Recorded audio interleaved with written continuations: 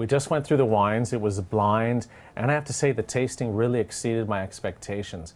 You know, sometimes 1982 with the collectors, they talk about how the wines are fading, they're not holding together. Whoa, these are so fresh, so beautiful, structured, layered, lots of fresh fruit. A few wines are more open than others, but if you have 82s in your cellar, no problem. In fact, most of the wines I'd say wait. And in general, you know, this was the beginning of the modern age for Bordeaux, and I like the way the wines really focus on their ripe tannins, their fresh fruit, and now with age, with what is it, 28 years now, you're getting some of the earthiness, some of the leaves, the tertiary character. But let's ask everyone their comments. Jay, why don't you go first? What did you think of wine number one? I really liked wine number one, and it was actually a great place to start. It's a very feminine wine, I think, compared to some of the others. It's, you know, there's a sort of tea quality that I noticed right away. I got that too. After tasting through the other wines, it seemed more delicate, not as powerful, not quite as strong. But I still like this one very much, and I gave it 95 points. Michael? Number one, I would still put it. I would put it in the category of it's still hiding. It was still a little bit elusive. It didn't grab me as much. It wasn't offering up as much as some of the other amazing wines we had today. But then again, you're judging a very tough amongst very tough competition.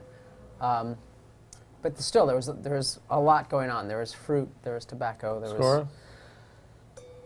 I'm going to go 93. Okay. I get the tea that you're talking about. When I first smelled it, I got that whiff of smoke, which let me think it was an Obrion kind of thing. Then that went away. The wines kept changing. I think the wine has a lot of just delicate fruit that the other wines didn't have. I gave it 97 points. I was a little bit less ecstatic about the wine, but I really liked it. Tea, sweet plum, currants, tobacco, floral. It was full-bodied, sweet fruit.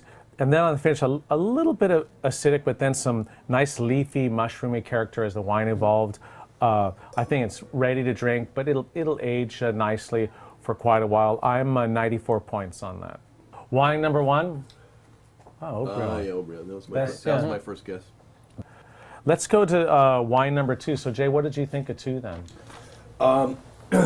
Two is a baby, you know, Right. or as you know, I said earlier, sort of a surly teenager. It's withholding a lot of its power, but it is a really powerful wine. It's really it's just packed with everything you want in a wine. It's a baby, and so I was torn between whether to rate it in terms of its drinkability now or later, but ultimately I gave it 97 points. Michael? I really liked number two, but like Jay, I agree. It was super youthful. I mean, it was like my kids after they've had chocolate ice cream. It was just rearing to go, super energetic, Nice. a lot going on, a lot of energy, very vibrant, but still, yeah, it's got a ways to go. I gave it, I'm going to say 95 points.